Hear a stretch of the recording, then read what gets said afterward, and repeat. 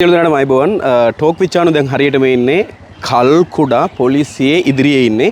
ඉතින් කල්කුඩා පොලිසිය විසින් දන්සලක් ලෑස්ති කරලා තිනවා යන එන හැමෝටම මෙතන කූල් ඩ්‍රින්ක්ස් දෙනවා ඒ වගේම බිස්කට් දෙනවා ඔයාලට බලා ගන්න පුළුවන්. මෙන්න මේ ආකාරයට පොලිසිය මහතුරු එකතු වෙලා තමයි මේ වැඩසටහන කරගෙන යන්නේ. ඇත්තටම අපූර්ව වැඩසටහනක් සුපිරියටම කරගෙන යනවා.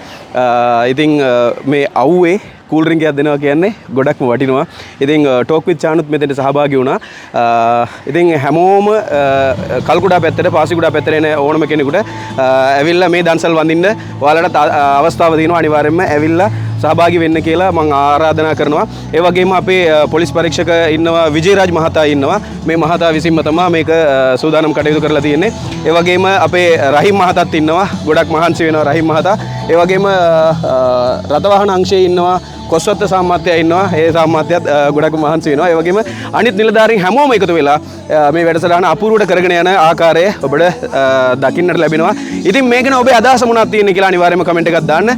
මේ මඩකලපු දිස්ත්‍රික්කයේ කල්කුඩා පොලිසිය විසින් කරන දන්සලක් ඔබේ අදහස අනිවාර්යයෙන්ම කියාගෙන යන්න. සියලු දෙනාටම තෙරුවන් සරණයි.